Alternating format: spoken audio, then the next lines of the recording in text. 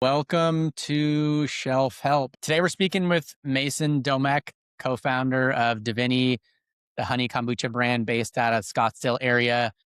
Started brewing DIVINI in his apartment in August 2023, I think, after a fermented green tea and honey recipe was passed along to him by some family friends, I think, which I think he'll probably touch on here in a second. But started brewing at night after his day job, sold close to, I think, 1,000 bottles or so in the first few months. And I said, all right, cool. I'm quitting my investment banking job. Fast forward a bit. Here we are today. The very long story short, he's going to touch on here in a bit more detail. But yeah, super excited to dive into it, Mason. But yeah, just first off, for the listeners that maybe are not as familiar with the DIVINI, we'd love to just start off by just getting a quick lay of the land, just in terms of an origin story, why behind the brand, core products in the lineup, and then maybe a few places that people can get their hands on them. And then we'll go from there. Yeah, no, that's great. Thanks, Adam. Yeah, I was, this recipe came from, as you said, literally, I was trying to get into the health space. I didn't really know how. I got out of college and immediately got into the business world. My family background's in clothing. So we had a Western clothing business for 25 years. So I grew up in a warehouse, packing clothing and like modeling as a kid and cowboy hats and like, like when you had a catalog and stuff. And, just helping out the family. And we moved from Wyoming here in 2007. So I've been in Arizona for going on almost 19 years, which is crazy. Okay. And yeah, I was learning so much. I was playing college golf and wanted to get into business, and I knew that was like the route I wanted to go. I just didn't really know what facets. So naturally, when you're going out of college, you're like, all right, I'll just get into the best base career path I possibly can and go from there. And it was really an interesting job. Of pretty much everything that I'm doing today, like that knowledge is stemmed from, which helps me a lot. So a lot of it was like working with business owners, and it was all on the M&A side. So transacting businesses, doing financial projections, working with lawyers on packaging up your business and transacting it to another buyer. And so I got a ton of hands-on experience with that. And then all while that was happening, I was like, man, like it was so cool to work with business owners. And that I always wanted to create a product. And especially when you're in service, for me, it was, hey, I really want to strap my identity to a product and have that show through. And as you're also trying to like figure out yourself, naturally, you're like, okay, Yeah. I'm just going to figure it out through this brand and kind of, combo in two in one. I mean, prior to Vinny, like, yeah, I would just work all day. And then any time I had outside was trying to work on business concepts. I'd like design a full service restaurant, farm to table restaurant that I was going to work with local farmers on, and did renderings for it and everything, because I'm kind of just trying to like pick some ideas. And I was always good at like inquiring to people that were way smarter than me in that field. So I would talk to restaurant owners and farmers and, all the people in my network that I knew. And still I was kind of drawn back to like, oh, it'd be really nice to just have a product, and started that as a base, a little lower barrier to entry. You can always scale it up from there. And was lucky enough to, my two good friends at the time, Dylan and McKenna, we had like a family, it was like a family friends, Friendsgiving type vibe where it had like 20 people. It was, she's super holistic. So we had like a home cooked meal, and she had fermented all of her tea in the back of her pantry. So, and we'd bottled up and used that as, what the liquid we use, the company, the meal. And I tried it and I was just blown away instantly. I was like, oh, wow, this really tastes good. And I knew it was very healthy, just from the ingredients. And it was just a honey fermented tea of fruit and some herbs. So I was like, hey, can I borrow like some of that SCOBY and start producing it in my house? So I started off like a little half gallon. And in the span of 8 months, I had about 40 gallons brewing between like 3 different vats, bunch of like fruit infusion jars that I was moving it to. I had 2 commercial fridges and like 2,400 bottles next to my bed. So it was getting a little much, a little sad. Dove headfirst into it. I just really loved the process, started giving out to friends. And at that point, it was like February 24. Saved up a good chunk of money. So I was like, all right, I think this is really something I want to do. I don't really know how to do it yet, but I know I don't want to be here. So I'm just going to focus on trying to bridge the gap here. So I took 2 months off, and I was talking to like some investors at the time, talking to breweries, commissary kitchens, trying to figure it out. And luckily, I found a brewery that would kind of take me under their wing and produce my first products in August of 24. Had that to market by September. Started with 2,400 cans, then did a re-up of 5,600 cans in March of 25. Spent that whole year literally doing like 100 plus events, meeting everyone in the community, like really making like a community beverage, and kind of just figured out, the stripes of the beverage industry and everything that needed to happen to make the product succeed. Reformulated everything, repackaged everything that your team had the pleasure to partner with. Next thing you know, we had almost 30,000 cans sitting at brewery right now, about to get bottled. Got a Sprouts contract in Phoenix set up for July of this year. Yeah. Got some more meetings with retailers here locally, so we're gonna just take over Phoenix and look to expand from there. Love it. That's awesome. 3 cans that we're taking to market. Diving into the weeds of the formulation R&D stuff a little bit, it seems like honey is a notoriously tricky ingredient to ferment with. Why is that? What was the key to actually making it work? Yeah, so honey is interesting because it's there's so many variants of honey. It really just depends on what the bees pollinate on, and so honey in Arizona is going to be completely different than honey in Minnesota, Michigan, or Northwest. Going to be different than South America. Going to be different than literally any part of the world. It's still honey, but it can have very like floral notes. It could have more drier notes. It just varies a lot. So I think that's like the trickiest thing for sure, especially when you're dealing with fermentations and you're introducing bacteria. So traditionally, I think that's been like the biggest advancement in kombucha has probably been how to make that process consistent. Hmm. And so like, kombucha breweries pop up. Now, what we do with our product is we take a regular kombucha base, we ferment it down to 0 sugar. And so it's just like a super strong kombucha base. And then we dilute it with, regular tea and water. And then we actually add back honey and then all of our fruit juice, nootropics, and we use a probiotic strain as well. So we kind of found a way to systemize that a bit so we can use that to scale instead of actually traditionally, fermenting it with the honey. Just using honey as an ingredient is Yeah, so much easier. And honestly, I think it'll be better for everyone because you're creating a more consistent product by just having it as an additive ingredient. totally. Dialed in the formulation. Obviously, at some point, you made a jump from your home brew situation to some level of commercial production. Tell me just a bit about that, going through that search for the first brewery, co-packer, what you're actually looking for. How'd you go about that search? Yeah, it was tough. I mean, yeah, because I really struggled with like, creating that like brewery and starting commissary kitchen and kind of the woes of doing that and really just came down to what I had access to. There's so many ways you could do it. And it's just like, all right, well, what's the quickest you can go to market? What do you have accessibility to? What's your experience? And I mean, my experience definitely, I was making good tea, but it wasn't anything that I knew from a background of like brewing or anything like that.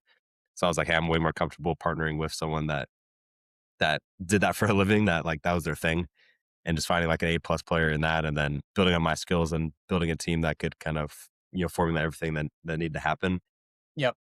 So I don't know, there's a lot of companies out there where you can like search. They have good databases of a lot of local breweries and people that specialize in this, specialize in that.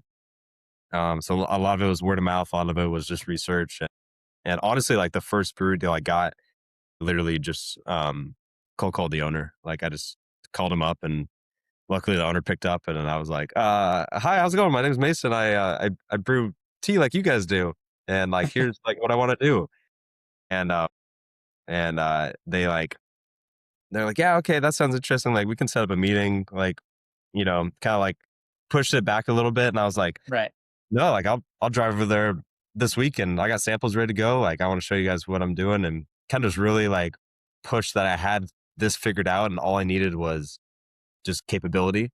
Hmm. And ended up getting a meeting in person, and I brought like a ton of my home brews. I brought printed out material of like what my cans would look like at the time, and just tried to do it as professional as possible, and just put a good foot forward. And they're like, okay, well, I mean, you got a lot figured out, and kind of just told the story, and was like, all right, yeah, we can. So the first recipe I actually just white labeled off their base, their kombucha base, and then just added my own flavor and branding. So that was how I got my entry in without kind of knowing what product to create. So I kind of just created off their base they already had dialed. And then the hardest part was, kind of understanding because you're kind of blind at that point then, because it's like, okay, we have this base. But if you want to actually build a brand and have that sourcing control and everything, you kind of have to, in the back end, I was trying to figure out how do I make this my own and Yeah. my own recipe that I knew and that no one else had. So that was kind of the woes and kind of what we did the year that we were marketing that, building the Divini brand. And then it's like, okay, cool. Now I know some experience. I know a lot more people. I have some advisors now. Let me get the right intro. So I ended up going to they don't have a kombucha brand. They solely co-pack. They co-pack for a lot of different variations, like some alcohol infusions of fruit. But they're predominantly a kombucha brewery. So it made sense to go with them first. We Sure. could really go with any co-packer at this point, but systematically, I think it made the most sense. And they got me in at a price point that I could model out and make sense Yeah. at our volume. So yeah, kind of just relied on people that knew what to do better than me. Yeah. Totally makes sense. How'd you decide between going with cans or bottles? Yeah, bottles were, I mean, honestly, so it was a couple things. One was accessibility. So I was kind of thinking of like, okay, if I really want to make a product, Divini's not going to be that product that's going to be, I don't necessarily want it as like the golden holistic product that you find in Whole Foods that you pay Hmm. $6, $7 for, you buy off a Yeah. month. I don't really see it fitting into that. I really want to kind of recategorize what a functional health product is. And so that's where I was like, man, I would love to see this product like take over energy drinks and gas stations. I would love to see this Right. product, fit in the health market, but be something that doesn't really identify with necessarily like the high end health consumer. Like, what about all these other people that have all these problems with energy drink consumption and sodas? And like, how do we make, how do we change that market? So it's like, okay, well, that's where the cans made the most sense. Easy accessibility, younger demographic. You can take it out. You can take it on the beach. You can take it. It doesn't weigh a lot. So it's kind of like a little more on the go as opposed to that like super high end health product. So I Hmm. find a middle ground where to make it convenient, make it accessible, but also really what matters most is what's going inside the. Totally. Talking about kind of visual identity, packaging, tone, voice, positioning, packaging design, rebrand you executed pretty recently. In terms of that kind of initial brand look and feel positioning, what were kind of some of the key variables that were top of mind for you when you were building it out? Yeah. So with our first product, we built it very much off of like beauty first, like very visual first, which worked to a lot of capabilities. And when we're marketing towards like when we're going in person, it's very easy to speak on a product when you're the one introducing it to everyone. Right when you start to hit store shelves and you kind of eliminate that person that's selling you. And so the product now has to sell itself. Yep. The transition where it's like, okay, yeah, if this is going to sit on a store shelf, there's 1,000 other products in the store. Like, how is someone that doesn't know anything about our brand that might not come from social media or come to search for us, pick it off the shelf and want to Yeah. consume that?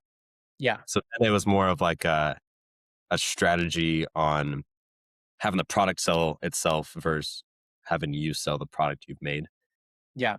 That was the main thing of like me looking at our last product and being like, yeah, this needs to change. And so that's why, like with our current product, we've made like the front very visually easy to understand, the name, the PNG, the flavor, and like we do focus and gut health. So that's like our two things that we're kind of marketing towards. And then we can kind of have, the artsy elements on the sides. We have a lot of like floral artwork, but on the plain view, it's very like, oh, this is the Divini product, and you can read it, understand it, and hopefully want to try it. I gave a lot of creative freedom to our last agency because I didn't know what I wanted. So Yeah. it's got to make something that our previous artwork was sick. It was really cool. Yeah. It was cool. Really cool. It didn't storytell how I thought, and it didn't really speak to the brand we've spent the last year marketing. Sure.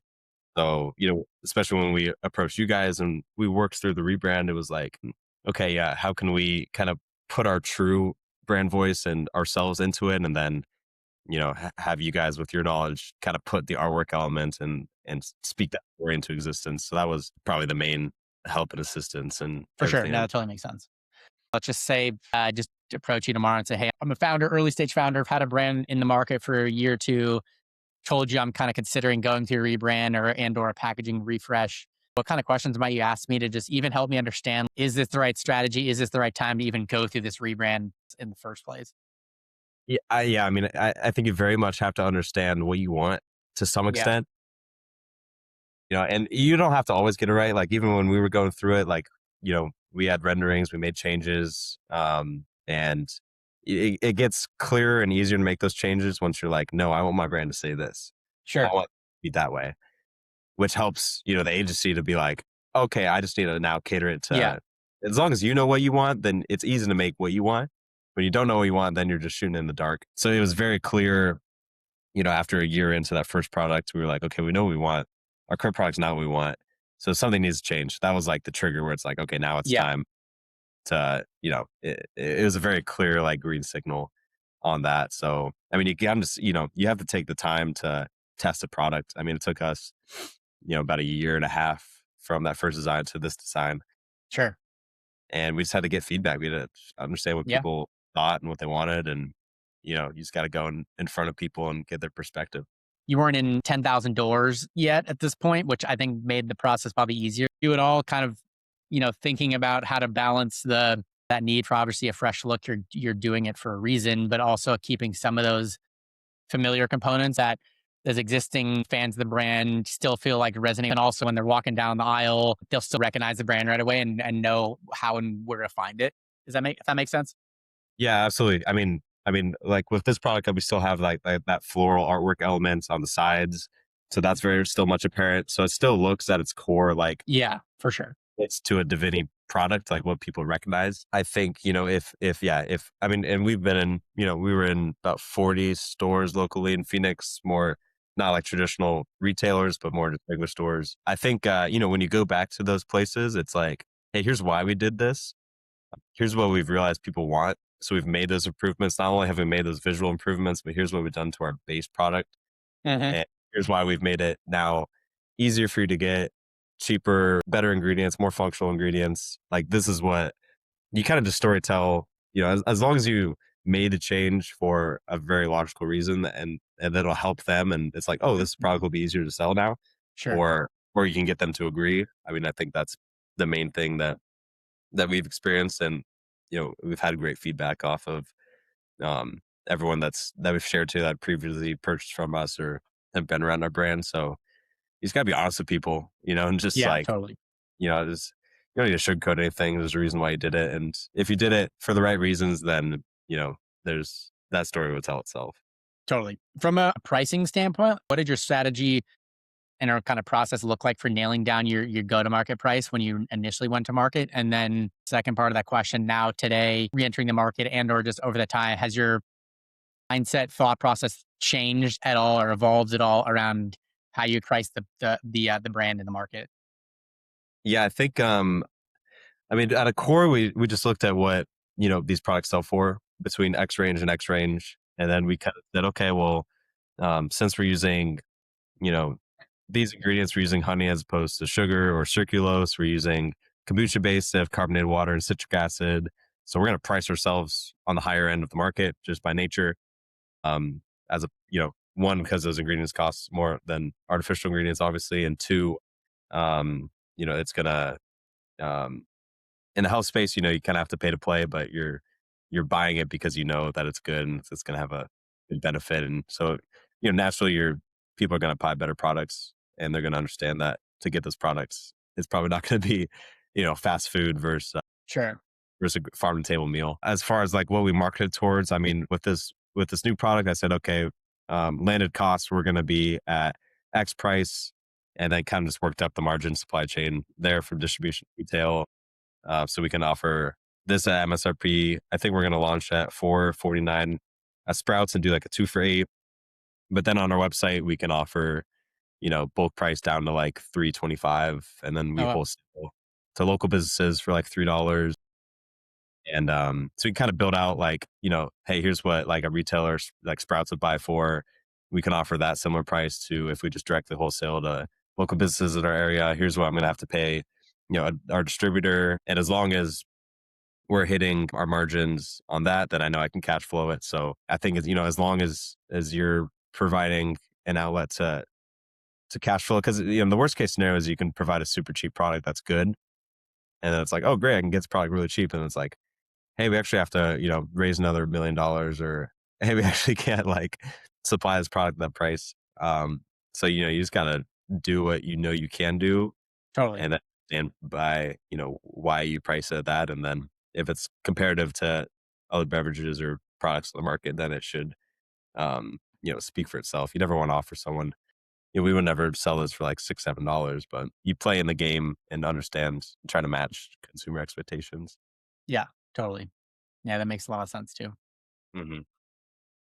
From the really early days, from a go to market standpoint, pretty sure you put a pretty big focus on really integrating and really deeply partnering with a creative studio in the Phoenix Scottsdale area that has a lot of music and art events and really kind of trying to weave Divini and the honey kombucha into that whole scene. It seemed like it's a pretty intentional strategy that early on. Like, yeah, I'm curious kind of thought process around that decision to focus there so much initially. How are you tracking the impact of that? Were there any kind of KPIs you're looking at? Or, Yeah, it's interesting to look back on like how you spend money early on. I yeah, mean, if, let's say, yeah, we were dealing with $100,000, it's like, and now, I would probably spend a lot more of that on product and a lot more surplus, and then just get it in locations where people can buy, set up those deals with grocery stores. That way you at least have like the best part that we nailed about that strategy was we had such like people would go around and be like, I understand, like I know who Divini is. Like we got such great brand awareness from that. that's awesome. In those events, doing like we'd have jam nights where we like we'd have like 20 musicians over. Everyone was like, doing music, and we had like music showings at that studio and for like music videos, and it was really like quite spectacular. And then, but yeah, with that, like on top of that, people have to then, it's like, okay, well, how do I easily purchase this product? If it's only available at the studio, then you're only probably purchasing when you're at the studio. If Right. it's at some local boutique shops, then it's going to be like harder to find. And then if all your stuff's e-commerce and you really haven't had like that really good, social traction or Google traction or Amazon, then it's definitely hard to convert. So that's probably the hardest, like the best part of that, and also the hardest part. So I think like nailing down, a good supply chain, or at least a good retail partner, like now that we're in Sprouts, if we did that again, like we could easily integrate that into Sprouts. So it's like, hey, if Totally. you come to the studio, like cool, if you want our product, like we're in Sprouts everywhere. It's like, oh yeah, I'll pick it up at Sprouts tomorrow. So now it's Yeah, at the top of your mind, but you've created that consistent traction of people just coming through and talking with you. So it feels very real. So I think it's great in a lot of ways, but the part that we didn't nail early on was having easy accessibility for purchase, and like a local footprint of being available in stores. So now that we've solved that, we'll start to reintegrate, and probably more, like running that space was awesome. But it was also kind of a part-time job as well. yeah, I Uh, bet, yeah. so And so kind of, but you can make good money from that as well. Cause if you're using True. it as a studio and stuff, then I mean, we charge for events. We would do like, let's say we had like 150 people show up. We do like a $10 ticket and you get a free Divini with it. So boom, you just got 150 sales from, one night event. So it kind of goes hand in hand. But I think looking forward, yeah, we're going to focus a lot more on just getting density on stores and building out the product side. And then we'll kind of reintegrate that community feel. Starting to get on shelf in some key locations. Sprouts is a great example. What was the key to getting that meeting with the Sprouts team initially? How did you position the brand? And now that you've gotten that commitment from them between now and when you're actually, getting on shelf there, what's that kind of process looking like getting ready to actually launch there effectively? Yeah, I think it made a lot of sense specifically with them because I mean, like our office right here. I mean, me and Cam basically grew up in Phoenix our entire lives. So approaching Sprouts felt very comfortable and easy, and it was like, hey, we're in your backyard. We're probably one of the only beverages, that's going into Arizona that where people live in Phoenix, like they live right Right. next to headquarters. So that was like a helpful brand element there. I mean, I literally got contact just from DMing on LinkedIn a bunch of category managers, and There you eventually go. Yeah. met the person. And then it was powerful because like we could set up a meeting, and then I was like, oh yeah, we just drove here. Like we're 15 minutes away. So like vocationally that helped a lot. If you're just Sprouts and you're on the East Coast, like it's just gonna naturally be harder. So that was very helpful. I think, we got in the meeting and, we were very upfront about like where we are. We wanted to be kind of where we want to position ourselves, and I think it's also a new space for them. They don't really have a lot of shelf stable kombucha. They kind of have their kombucha set and then they have their functional, Yeah. like alcohol alternative set. And then this new kind of functional element, non-alc elements, not really like a category in their store yet as far as like Hmm. shelf space. Yeah. So we kind of sit in a unique position to introduce a lot of elements that are already doing well for them and then figure out and kind of bring that locality in to, just create a powerful kind of local impact. Uh, our volumes are crazy right now. So it was easy to do, hey, we're just going to do a Sprouts Totally. Phoenix lunch and then we can kind of expand from there. And I mean, they've been amazing to work with, really easy partner to work with so far. And That's great. so, yeah, just kind of nailing that down. But yeah, I think, with any retailer meeting, you just go in there, be honest. I always try to focus a lot more on like building relationships and just being, fun to hang out with and an easy person to work with and, let the Goes a long product way. kind of just do its thing. Thinking about over the next, I don't know, let's just say year or two in terms of kind of sequencing out going from regionally in sprouts to the next goal and then the next goal after that. For sure. Yeah. So I think, yeah, really nailing that. I mean, that'll be our first big chance to get like great data that we can obviously um, use to tell a story as opposed to us just saying our product's good and that it'll do well. So having kind of that, it's a great opportunity to just get really good data. Um, to have a bunch of friends in the area that support us and going back to, throwing those events, like we have so many people that will go in and purchase product and support us that way. So that's great. I Yeah. think, mm, just looking around your area and saying, okay, cool. Well, we got the Bash families local. They have an AJ's we can strap on so we can get another, 30, 40 doors that way. We can get an intro to Albertson Safeway. We could, um, kind of just look at like what are the best opportunities locally that you could add on with, just having your product local there and just figure out kind of a distribution playbook. But I think really focusing first on like, I definitely love diving deep into one area and then kind of looking up and seeing what opportunities are there. Um, but I mean, there's no reason why we couldn't be in 160, 200 doors by the end of the year. Love Uh, it. That's great. so just playing that strategically. And then, at that point, then it's like, okay, cool. Well, now I have a legit proof of concept of why we would bring on more people or ask for more money.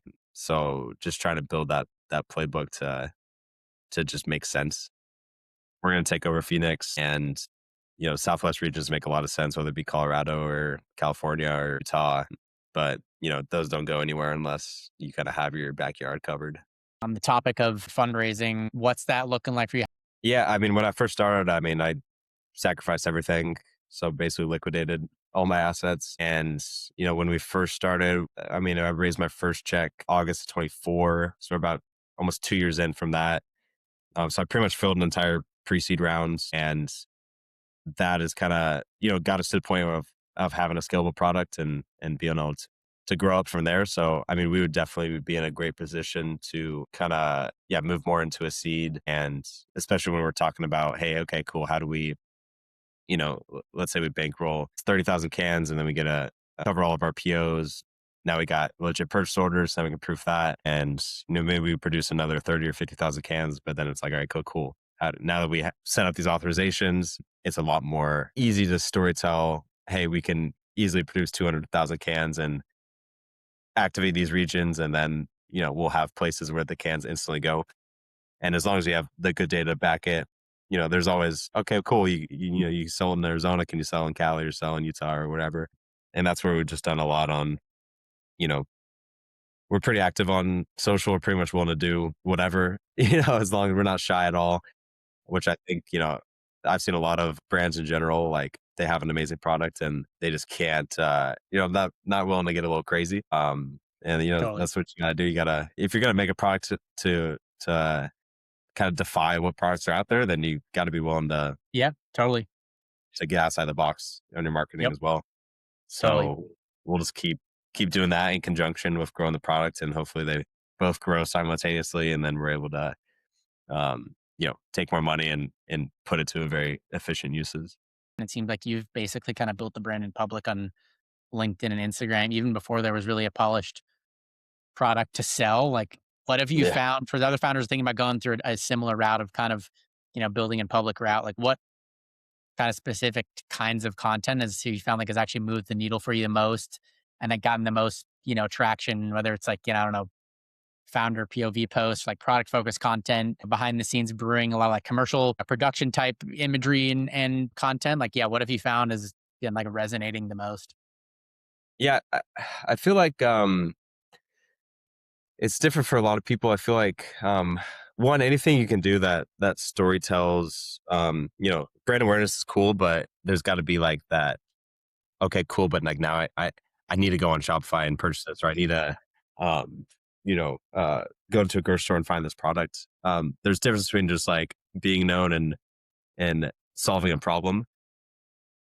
I think what's been great for us is really focusing on storytelling through problems and being transparent on whether it be like filming at the brewery and showing everything that we're doing. And so someone really understands the product, they're comfortable with, me and Cameron on the front end. I think that was great to start just making content without having a product yet, because I think it was beneficial from the founder perspective, because it just makes you more comfortable to just go on camera anytime and talk. And I think it's just great for, meetings, like just talking in person. Cause if you're always talking about your product all the time, then it's just going to become second nature of Yeah, why totally.